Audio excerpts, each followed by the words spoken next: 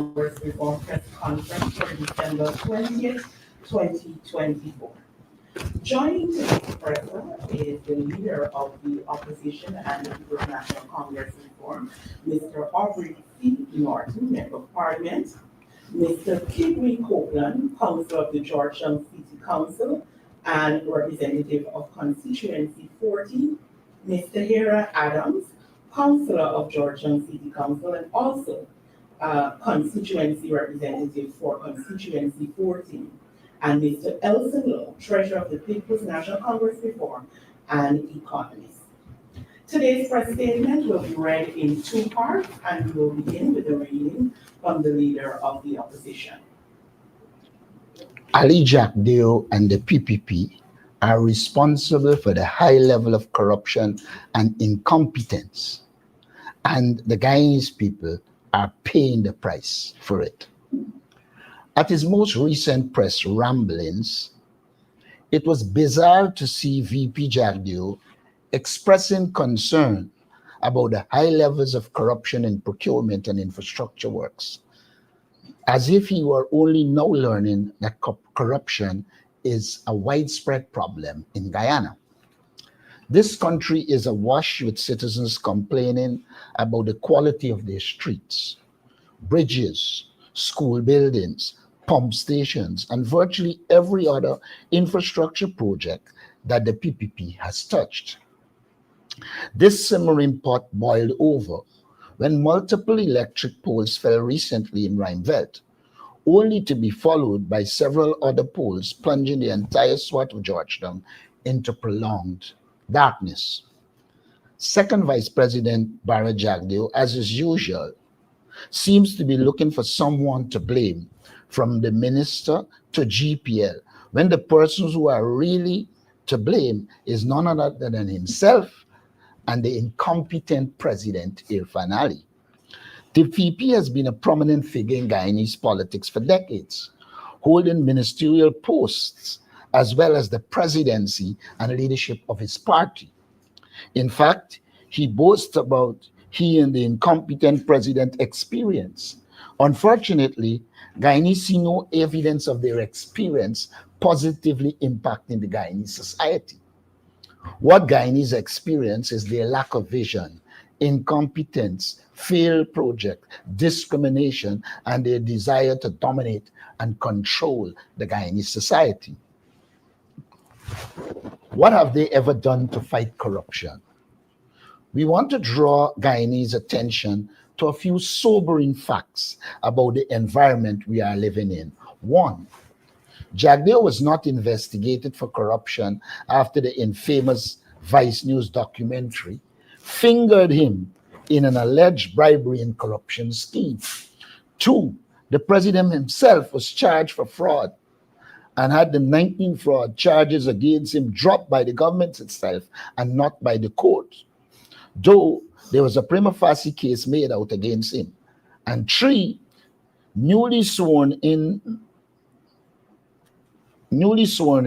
illegally, we might add, Commissioner of Police Clifton Hicken has not been investigated for his relationship with Deputy Commissioner Calvin Brutus, who is facing a wide range of charges, even though he admits that he was involved in collecting money from, I quote, stakeholders for Brutus's wedding. But by this act, the PPP has signaled that they are comfortable and complicit with corruption. The PPP covered up the corruption in the Guyana police force, and it is only because of public pressure that charges were laid and Brutus thrown under the proverbial bus. From the days of the dolphin scam to present-day PPP corruption activities, no senior corrupt government official has been investigated. If the country's two most prominent government politicians and the most prominent law enforcement officer can all escape investigation despite alarming corruption red flags, then why would any corrupt official or business believe that they will be held accountable? The corrupt PPP regime, outside of witch hunt, cannot hold anyone accountable. The corruption we are experiencing in Guyana is not an unfortunate random natural disaster. It is the result of 27 years of PPP governance that at best turned a blind eye and at worst has been involved in and benefited from corruption.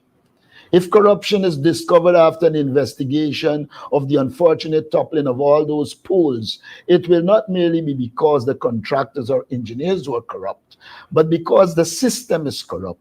Ali and Jagdeo cannot escape accountability for the flaws of the system they preside over. Last year, the IMF went as far as recommending that the Ghana government, and I quote, strengthen anti-corruption and AML CFT frameworks in line with international standards, including the Financial Action Task Force standards and United Nations Convention Against Corruption, unquote. What has the government done in this regard? They refuse to and continue to refuse to act, and are therefore again manifestly complicit and involved in corruption. No one is fooled by Jagdeo's hollow pronouncement on corruption. For Ali, Jagdeo, and the PPP to fight corruption will mean a fight against themselves. It will not happen. Only a change of government will result in a fight against corruption. On the other hand, if it is merely incompetence that toppled those pools, we want to help the Guyanese people understand that Ali, Jagdeo, and the PPP are culpable here too. The IMF has repeatedly urged the government to reform procurement and government monitoring of projects because Guyana does not have the requisite capacity to effectively manage such a sudden and gargantuan increase in public infrastructure spending. As recently as December of 2023, the IMF recommended that Guyana strengthen governance, a recommendation they make every time they speak about Guyana. If Ali and Jagdeo genuinely believe that dodging these types of recommendation in favor of a 5:30 a.m. drama will produce anything other than the present chaos, they are surely mistaken. It is only a matter of time until another infrastructure scandal rocks our vulnerable nation. Guyanese are not fooled by attempts by the government to evoke sympathy, as if the PPP is not at the heart of this problem. Guyanese are aware that PPP is the source and cause of the high levels of corruption in Guyana. That is why so many people have turned their backs on the PPP and will continue to do so. A change of government is coming soon. I also want to deal with King Liar, Barra Jagdeo, who said that as leader of the opposition, I obtained or am paid $1.8 million. I want to ask them to put my pay slip produced by the government on the screen. If you look at that pay slip, you will see that the gross is 1,837,095, 1,837,095. That the net, that is the money that actually comes to me, is 1 million. The net is 1,511,356. If you look at the three line items that are underlined, you will see 172,000 plus of that is to pay two maids. That 372,224 is to pay two chauffeurs, and that 86,150 is to pay a gardener. If you add that, you will see that 633,174 really is to pay those persons. When you deduct that, you will recognize that what Jagdeo is saying is nonsense. That the actual income I obtain is a little above $1 million when you pay out all of that. And in fact, after taxes, it goes below $1 million. He also said, and allowances. Well, the allowances are added here. There's an electricity allowance of $50,000, a duty allowance of $5,000, an entertainment allowance of $5,000, and you know, they can entertain like a diamond ball. A home rent allowance of $25,000, a telephone allowance of $12,550, and they got a category called other, which is $8,289. So the total allowances I will receive, which is included in this, is $105,789. I just want to point out to the Guyanese people that Barra Jagdo is a pathological liar, and anything he says must be checked because he cannot be honest.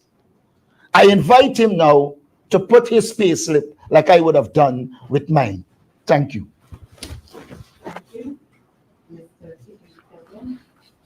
There is a need for transparency and accountability on Abubakar 4-lane expansion project.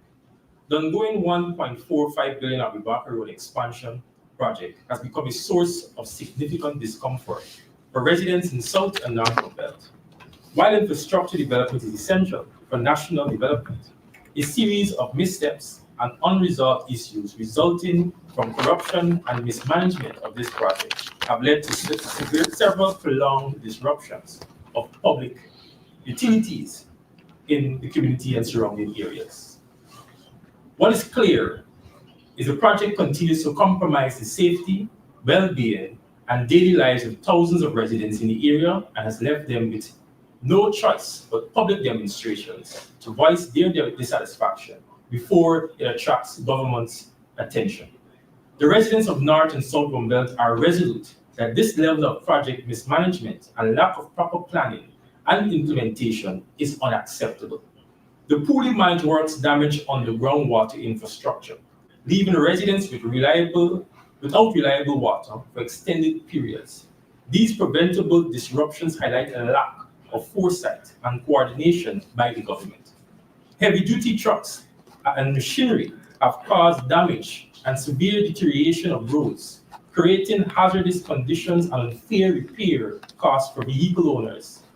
Poorly planned road closures and detours have disrupted traffic with little communication or mitigation efforts, which further inconvenience residents. Prolonged construction activities have caused severe dust pollution, resulting in health concerns, particularly for vulnerable groups. Continuous noise has disrupted daily life, demonstrating a complete disregard for residents' well-being. This project reached a critical point of mismanagement and negligence with the recent collapse of improperly installed electrical poles. These alarming incidents caused prolonged blackouts and pose significant safety risks to residents and commuters in the area. Fallen poles and exposed electrical wires created life-threatening hazards, putting residents, pedestrians, and motorists at serious risk of injury or electrocution. The incident caused widespread blackouts, disruption power supply to hundreds of households and businesses in South and North Belt. Residents have endured not only inconvenience, but also economic losses and discomfort, particularly given the hot climate and reliance on electricity for essential services. The prolonged power outages heighten security vulnerabilities, leaving residents in literally dark, increase the risk for criminal activities. The improper installation of these poles is indicative of substandard workmanship, lack of adherence to safety standards, and insufficient oversight from project managers and contractors. No proper explanation has been provided by the responsible authorities, leaving the residents frustrated and distrustful of ongoing infrastructure works in the area. The affected stakeholders and residents are deeply concerned about the lack of transparency and accountability surrounding the Abubakar 4-lane road expansion project. While infrastructure development is critical to the nation's progress, it is imperative that such projects are executed with clear communication, proper planning, and public consultation to ensure the project serves the best interests of the community. To date, There has been no publication of projects' detailed scope of work, timelines, budgets, or environmental and social impact assessment. The absence of these key elements raise pressing questions about the viability, sustainability, and fairness of this project in its present state. The residents of the affected areas and taxpayers across the nation deserve to know what is the scope of the project, how will it impact traffic, property, and businesses in the surrounding areas. What is the cost breakdown? Are the allocated resources being utilized efficiently and effectively? Was there a feasibility study conducted? If so, make the findings public. Were the environmental social impacts assessed? What are those findings and how those findings being used to minimize the negative impact of the project on the community? What is the project timeline? When can the public expect the completion of this project? We do not know these details, and we clearly should. We call upon the relevant authorities, including the Ministry of Public Works, Ministry of Housing and project contractors, to at once release the project plan, scope of work, and all supporting documentation for public scrutiny. A road expansion of this size must align with international best practices and be executed and transparency, and must be executed with transparency and accountability to gain the trust of the citizens it is meant to serve. Failure to address these concerns risk further erosion of public confidence in the governance system and reinforces the view that the government hates transparency and accountability and is incompetent and corrupt. We stand ready to engage in dialogue with the authorities to ensure that this project proceeds in a manner that helps all stakeholders while respecting the environment and rights of the citizens of the communities involved. We urge immediate reaction and a timely response. At this time, we'll take questions on the first statement. In-house.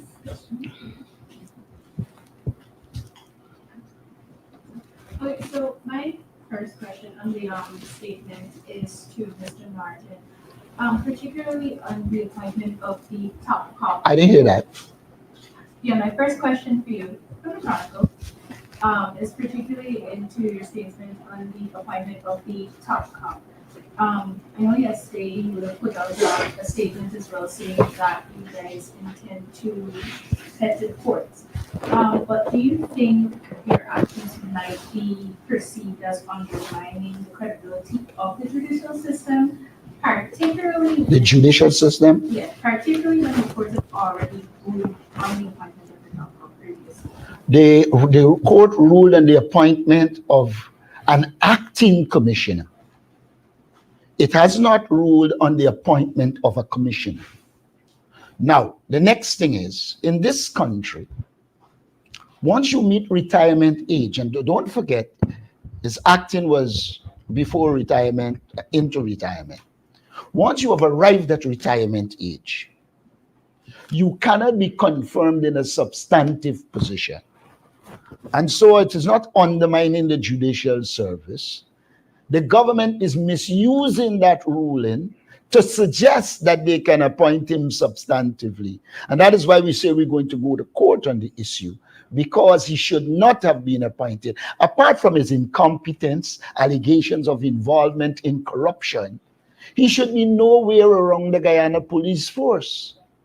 Why you believe when they did the drug bust in the Northwest, they didn't take any police? It's a lack of confidence in the Guyana police force. That's all I would say on that. All right, I still have another question for you. On the topic of accountability, you've demanded and you've spoken a lot about accountability on the part of the government. But there were instances in the past where your party struggled with transparency as well, especially concerning the handling of contracts, government contracts.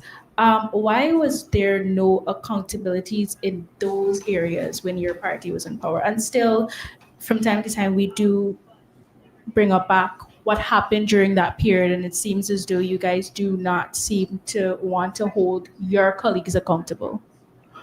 Now, let me say our party was accountable. Let's start with the 80 million bonus they like to talk about.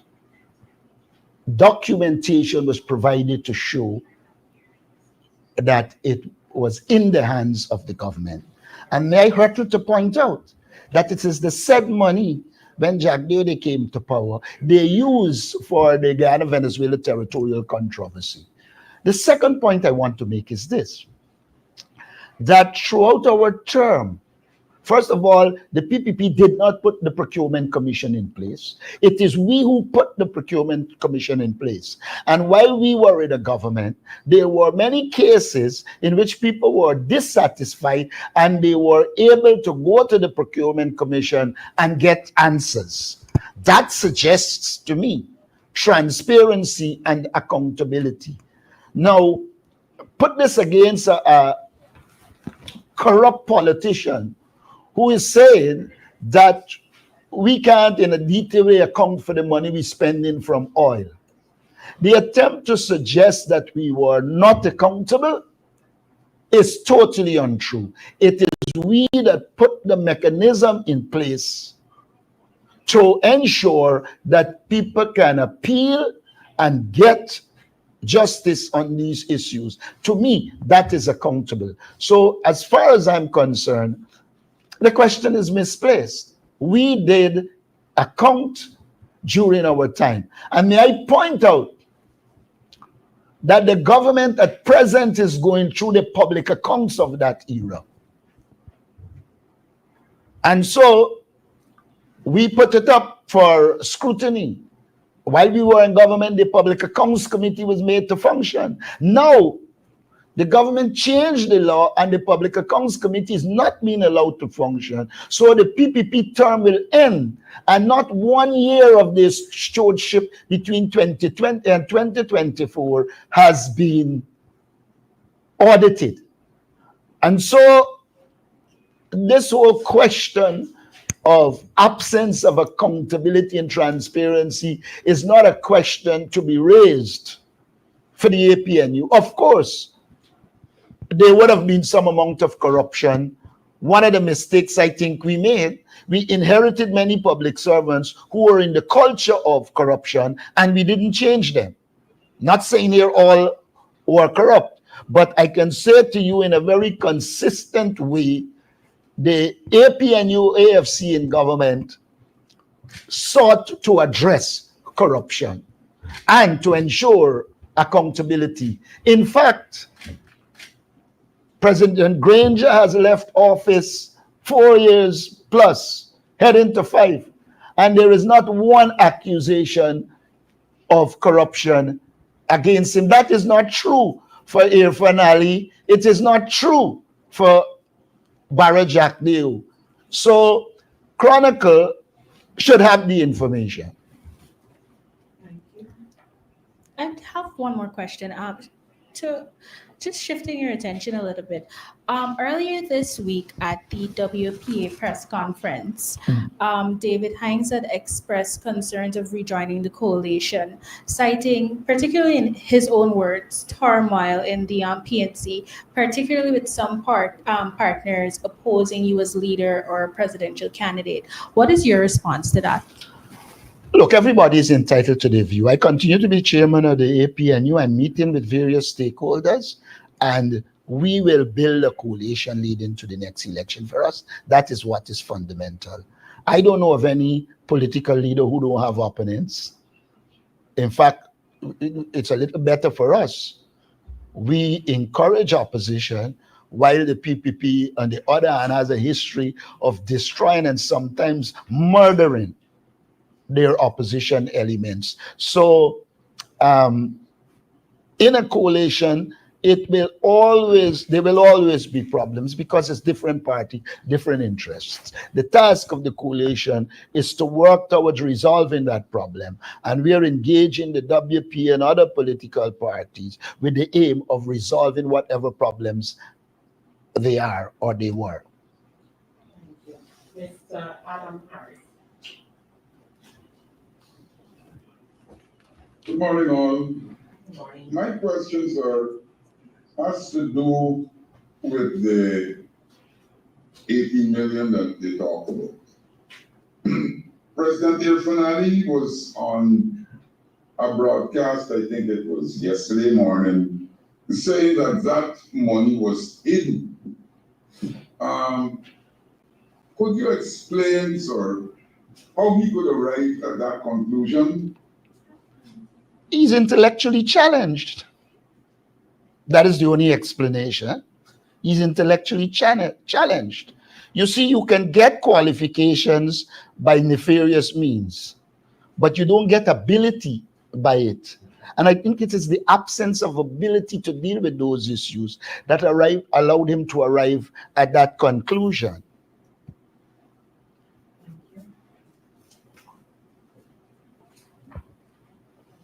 All right, I see a hand of Emma.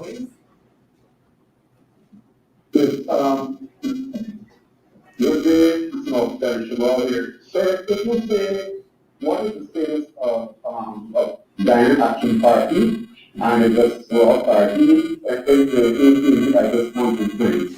And secondly, how do you respond to the criticism by the People's Progressive Party that two examples of corruption are one, the engagement of the Dutch company outside of the procurement process?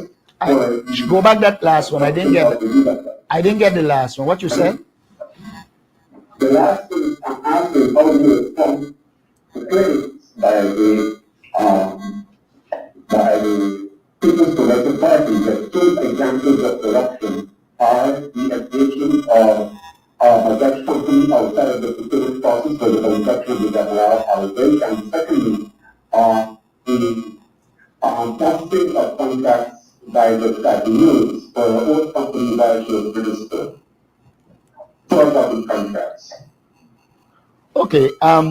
Since Cathy Hughes is an active politician, you should address that question to Cathy Hughes.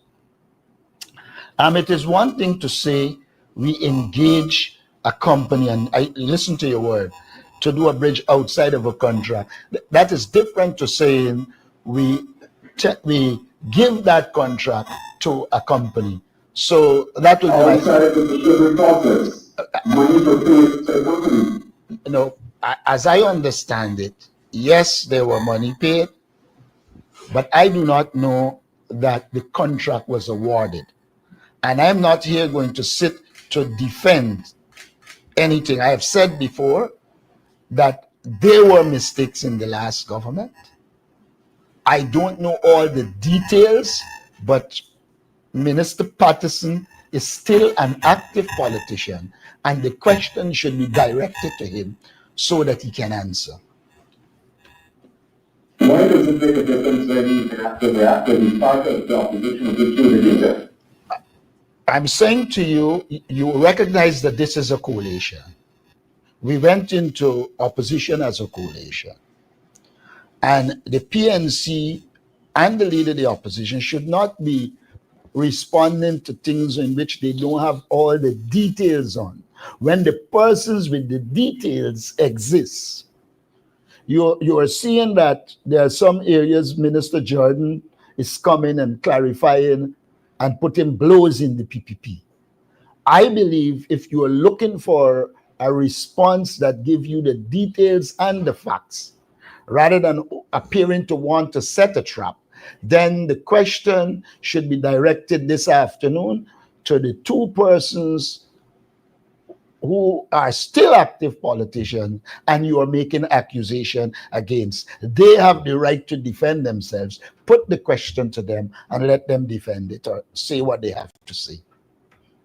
Thank you. But as leader of the opposition, did you sought to inquire them exactly what had transpired, given the fact that these allegations are so persistently made by the People's Progressive Party almost every week or every month for the last 4 years? The answer is that I did not seek details.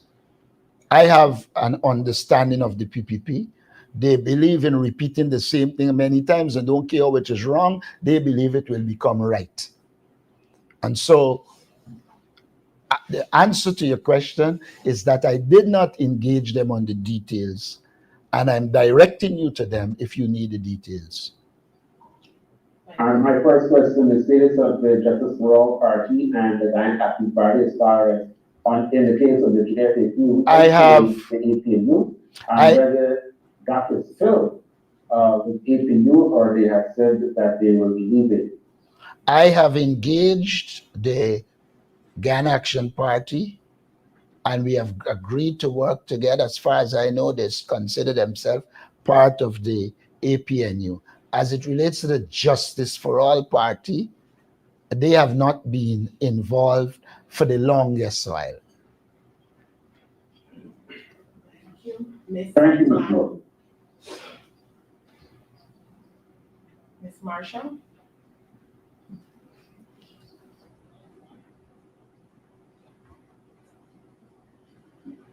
Hi, good morning. It's Matlana Marshall from News Source. Mr. Martin, you said you've spoken to your attorneys, the parties' attorneys, regarding the appointment or commission of Mr. Higgins as the Commissioner of Police. Could you say how soon that legal action is expected to be taken in the courts? And would the opposition be making its concern known formally to partners in the international community? Go that last question again. Would the opposition be registering this particular issue with the international community, given your perspective about the breach of the Constitution for the president to proceed with the appointment of Mr. Higgins as Commissioner? I think the international community is well aware. We've been keeping them abreast. I believe they have their contacts on the ground and know what is happening. But in our next engagement, we obviously will reinforce what we have already said to them. I think the only person that seems not to know that the PPP is lawless and will do those things is the PPP itself. And she has time. Oh, and the first question of... And how soon can we expect the case to be all right. reported? I cannot say to you that the case will be filed today or tomorrow. What I can say to you is that the lawyer said to me yesterday, they're working on it and they will file the case shortly. Mr. Lawton, this is an outside question if I'm permitted to do so. Am I permitted to do so? The APNU in 2020 had hired a lobbying firm to make a case for itself on the international stage. Heading into the 2020 elections, is the party looking to do the same thing, or has it done so already? I would just say to you that we have been engaging the international community. We have been engaging people all across the world. At this stage, I don't want to say if we will engage a lobbying firm or we will not. What I can say to you is that we have placed the reality of the PPP out there in all nooks and crannies. People know about their incompetence, they know about their corruption, they know about their discrimination, they know about their lack of accountability and transparency. And so as we progress, we will determine whether we need a lobbyist or not. But the PPP is the greatest lobbyist. Everything they do is in the public domain, and everything they do falls short of the law. So our decision on whether we will engage a lobbyist thing. On the question of us engaging a lobbyist before the 2020 election, I never heard of that we engage a lobbyist, though I know we had engaged professional consultants in other areas. Mr. Martin, why do you think the president may be so bent on appointing Mr. Higgins, even after he would have passed the age of retirement? And also, the PNC, through its representative, Joseph, would have filed our case in the High Court, filed legal documents in the High Court, asking the court to issue certain orders regarding the addresses of registrants. How important is this particular case Well, the case, I would say, had importance. In fact, we should have appealed it, but we didn't. I would say that we find ourselves in a situation with a government that doesn't care anything about law and order. Now, why would they want to do that? I said it in the press statement. The government is complicit in corruption. It is well known the ill deeds that Hicken did for the People's Progressive Party. It is well known that the corruption in the police force is linked to people in the PPP minister's name who are called. And like I said in the presentation, the PPP cannot afford to discipline anyone or make them accountable because they themselves are complicit in corruption. Is it not true that the president called a company linked to him in that morning charade that he had and said the company isn't here? Is it not true that many ministers are involved in companies and channeling contracts to them? Those are all facts. And in the circumstance, I gained the impression, I should put it differently, I gained the impression that one of President Jack Leo means, and I didn't say president by accident, means of controlling the people around him is to allow them into corruption and use it as swords of Damocles over their head. And so the minute they try to challenge it, he can brutus them. That's the reality. Thank you. Mr. Harris.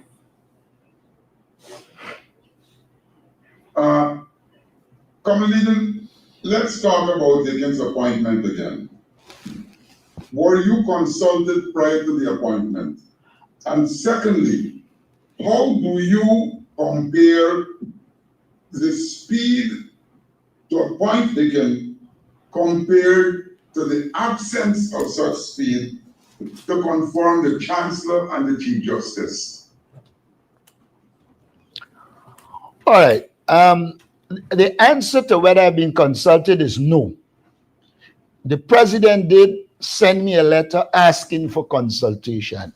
I responded to him saying that what is necessary is an investigation into the corruption in the Guyana Police Force and not any consultation and appointment. Because there's a rule which says that if you are implicated in illegalities, you cannot be up for appointment. But like I just said, these are the people they like to confirm because they can hold it against them. Now, as it relates to the Chief Justice and the Chancellor, I have said very early in my term as leader of the opposition, I agree for them to be appointed. The question of why they aren't appointed is a question for President Irfan Ali. But I would say, if there were two people who they're sure they can control and dominate, they would have been appointed already. And they are annoyed when people talk about ethnicity. But what they are doing, it is leading some people to believe that it also has an ethnic dimension. Thank you. All right. At this time, I'll open the floor for any other questions about two of those. Yes, a quick one. Go ahead. You said that over the past 4 years or so, the Public Accounts Committee has not been able to scrutinize any of the PPP activities. And this is due to the change in the composition of the committee as voted on by the government. Now, the question I want to ask is, are the Auditor General report on over the past 4 years available? And have you been able to examine it so that you can bring some of those contents to public attention? Yes, we have examined it, and I did indicate to members of the Public Accounts Committee that we should begin to expose what they are doing. But the corruption is so much. Every week that you go is a new scandal. Next week, I could bet you they're going to be involved in some corrupt act, and there's another scandal. I have never seen a government that is scandal prone like the People's Progressive Party government. And so we have the report, we have been looking at them, and I did indicate to at least the PNC members of the Public Accounts Committee that we should look in the direction of exposing the government for what is happening there, since they are not allowing the Public Accounts Committee to meet so that we can arrive at scrutinizing 2020 to 2024. But even without scrutiny, everybody knows the corruption that occurred during COVID and the so-called COVID grant. I heard Barry Jack, they were talking about he and Irfan Ali and them having experience. I don't know what experience they have except in corruption and failed projects. What experience can they talk about? They can't even organize the transfer of cash to citizens 18 years and over. Everywhere they would have gone is confusion. When there exist systems that can allow you to do it with ease. So apart from their incompetence, they like it this way because it provides the avenue for corruption. Why do you think they add overseas people? You think they believe overseas people can come? The couple that are here can collect it. But they're going to be left with a stack of cash. And with their ability to be corrupt, that will end up in the hands of the PPP, either individuals or the party. Quick follow-up. I see Mr. Ganesh Mahipal online. He's a member of the Public Accounts Committee. Can he talk about any aspect of the Auditor General report that would stand out to highlight the corruption, if you would permit him? Well, that is his decision. I don't know if he would want to, but that is his decision. Sometimes he's there, muted and just. There to speak, Mr. I don't think he's there to speak at the moment, but I'm sure that we can get whatever questions to him and get some. What I can promise you is that we can organize a press conference in which we deal with that element. Thank you. Any final? But the same teams continue overpayment to contractors, among others. Any other questions? I'm tempted to ask one more. Go ahead. And thank you. The Procurement Commission.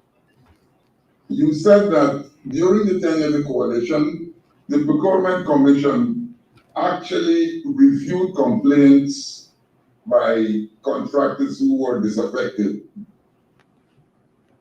What is the Procurement Commission doing at this time in the face of similar complaints? The government has muzzled the Procurement Commission. It is not allowed to perform the functions it performs, and even the opposition reps on the Procurement Commission don't get the information that they need to get. So it is, remember the PPP they agreed unwillingly in the constitutional reform talks to Procurement Commission. And when it was actually placed in the Constitution, from 2001 to 2015, they never did anything about it. We came to power in 2015 and brought it into existence. it functioned. When they returned to power in 2020, they muzzled it and ensured that it cannot do the work that it is supposed to do as directed by the Constitution. It's also a part of the corruption. You know, you're dealing with a government in which, like I said, you had a major scandal in the Vice News, nothing done. The president himself had 19 fraud charges, and you just got rid of them rather than allowing the court to deal with it. So corruption is the order of the day for the People's Progressive Party. A procurement commission wouldn't suit them at all. We pointed out that they failed to heed even the IMF recommendations, UN recommendations. They are just a lawless government bent on getting rich on the backs of the people of Guyana. If I could just add one specific note on that front, Adam. The Vice President spoke about blacklisting firms, which gives one the idea that he's not aware that one of the roles of the Public Procurement Commission is the blacklisting of firms for underperformance. So it seems to me that he thinks that he has all the power within society without understanding that we have institutions in place whose role is to ensure that we're able to combat corruption and have quality projects. Thank you. Yes, but at the same time, there were companies blacklisted that were awarded contract when the PPP returned to office. How could this have been? How could a blacklisted company still be awarded contracts? But Adam, because the government is lawless. The PPP is not known for any level of decency. We move from law book scam, dolphin scam, milk scam, charity wharf scam. You had at least 4 or 5 major scams in every year of the PPP existence. So it should be noted that a lot of the companies that are involved in illegalities are linked to the PPP. So when they come back, they brought them back. They don't care about the taxpayer and the money. They care about getting rich at the expense of the people of Guyana. You received 100,000 yet? I have not signed up for any 100,000, and I have not received any. I made it very clear that there are systems that exist that if the government wanted to pay 100,000 to public servants and workers and others, they could have done it through the government system. They asked that you go and sign up. I refused to sign up because I don't think it was necessary, and so I'm not in receipt of any 100,000.